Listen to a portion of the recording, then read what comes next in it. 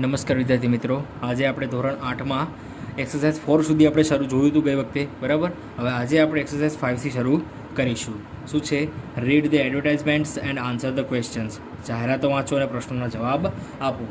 સૌથી સહેલું છે, એમાં કંઈ જ અઘરું છે નહીં. શું છે? જુઓ, આનંદ પુસ્તક ભંડાર એની જાહેરાત આપેલી છે. ચલો આપણે પ્રશ્નો જોઈએ.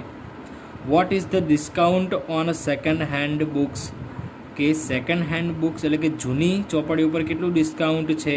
તો 50% ઓફ લખ્યું છે ને, on all second hand books. તો લખવાનું there is 50% discount on a second hand books.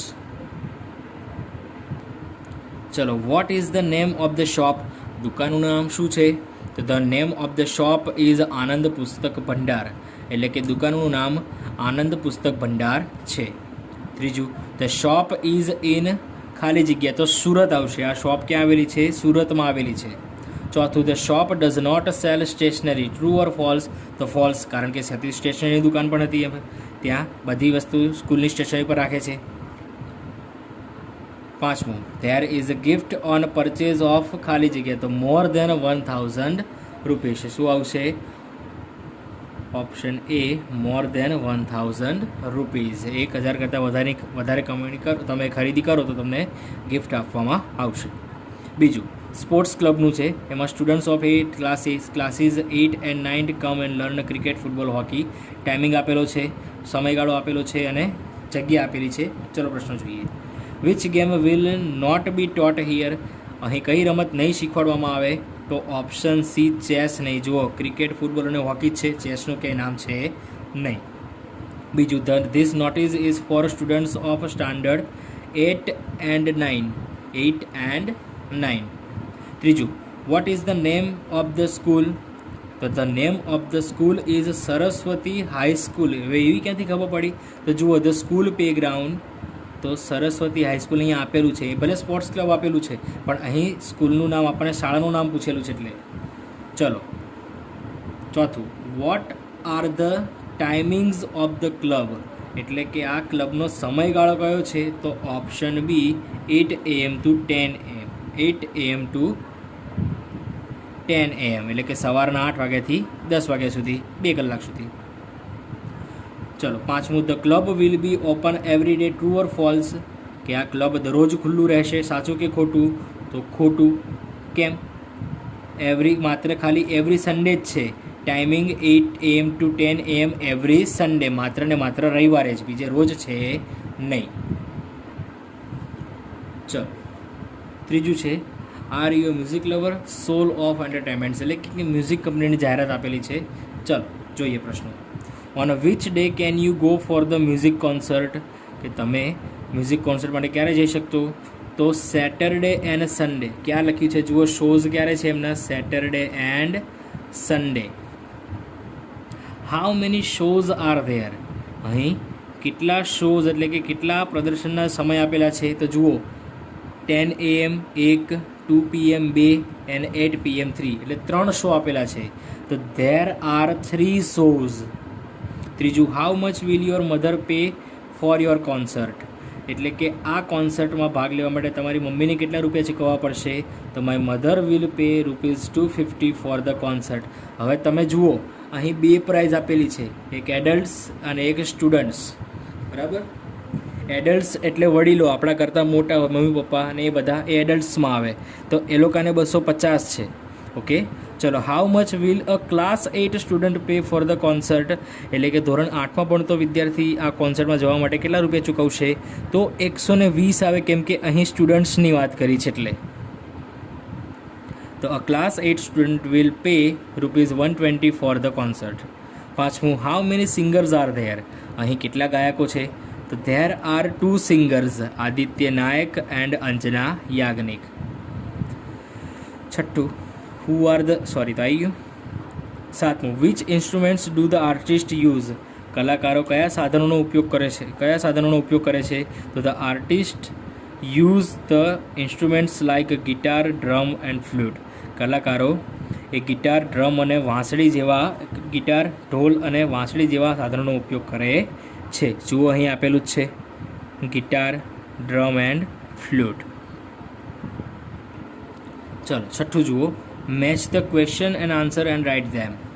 જો અહીં વાય ડિડન્ટથી આ પ્રશ્નો આપેલા છે, આ બધાની આગળ વાય ડિડન્ટ લાગશે, આ બધાની આગળ બીકોઝ લાગશે, પણ તમારે જોડકા જોડવાના છે. આના માટે કયું, આના માટે કયું, આના માટે કયું, એ રીતે. ઓકે, ચલો મેં લખેલું છે, તમે આમાં ધ્યાન આપો. પહેલું, why didn't Harsh do his homework? શા માટે હર્ષે પોતાનું હોમવર્ક નહોતું કર્યું? Because he lost his notebook, કારણ કે તેની નોટબુક ખોવાઈ ગઈ હતી. બીજું, why didn't Jay go for the picnic? શા માટે જય પિકનિકમાં નહોતો ગયો? Because his mother was ill, કારણ કે તેની માતા બીમાર હતી. ત્રીજું, why didn't you buy that sari? શા માટે તમે એ સાડી નહોતી ખરીદી? Because it was very costly, કારણ કે તે ખૂબ જ મોંઘી હતી. ચોથું, why didn't the boys do there homework? શા માટે બાળકોએ પોતાનું હોમવર્ક નથી કર્યું? બિકોઝ દે વર પ્લેઇંગ, કારણ કે તેઓ રમી રહ્યા હતા. પાંચમું, why didn't Manu eat sweets? શા માટે મનુએ મીઠાઈઓ ખાધી ન હતી?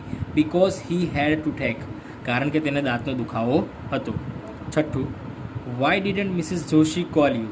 શા માટે મિસિસ જોશીએ તને કોલ નહોતો કર્યો?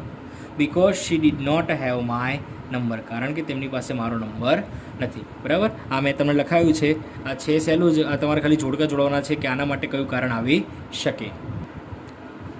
ચલો બીજામાં ધ્યાન આપો. આ પાસે સેમ ટુ સેમ જ છે, એમાં વાયથી પ્રશ્ન પૂછ્યા છે, અહીં જ આ કારણ આપેલા છે. ચલો ધ્યાન આપો તમે. Why did Hamid lose race? શા માટે હમીદ રેસ હારી ગયો? Because he ran very slowly, કારણ કે તે ખૂબ જ ધીમે દોડ્યો હતો. બીજું, વાય ઇઝ મોહિત હેપી? શા માટે મોહિત ખુશ છે?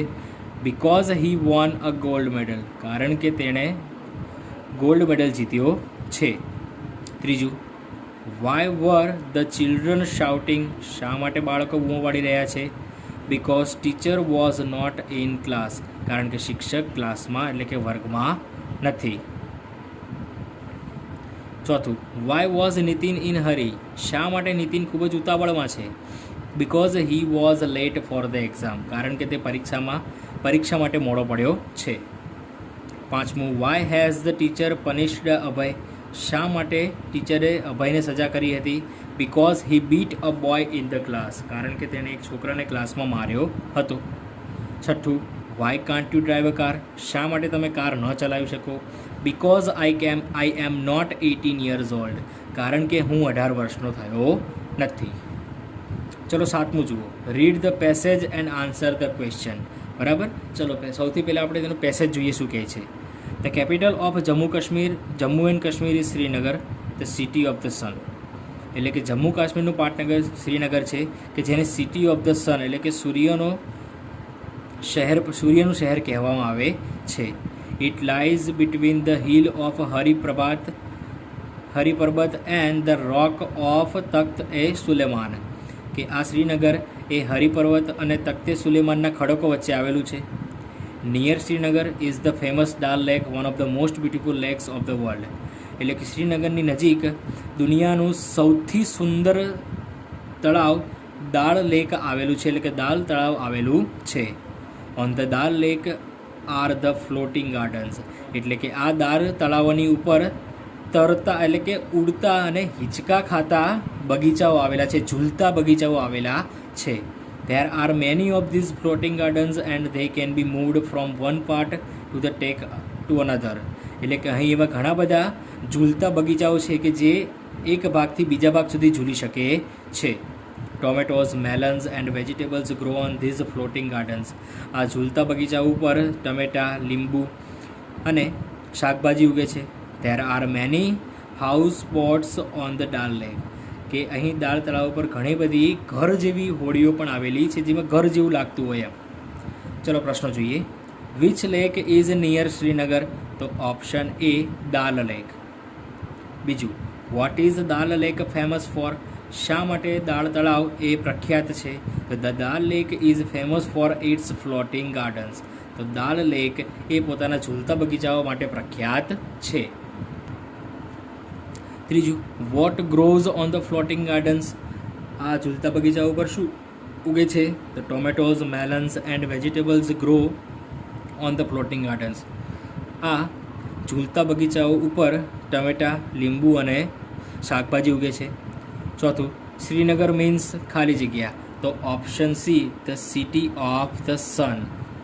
પાંચમું, there are many floating gardens on the Dal lake. અહીં દાલ તળાવ ઉપર ઘણા બધા ઝૂલતા બગીચાઓ આવેલા છે. ચલો આઠમું જુઓ, write an invitation card for science maths club exhibition. બરાબર, આ તમારે જાતે બનાવવાનું છે, મેં તમને લખીને આપ્યું છે. બરાબર, નીચે છે write how you as a CR will present this invitation to your class.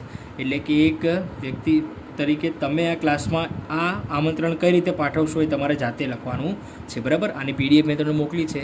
Okay, આ તમારે જાતે બનાવીને લખવાનું છે. ચલો નેક્સ્ટ લેક્ચરમાં આગળ વધારે જોઈશું આપણે.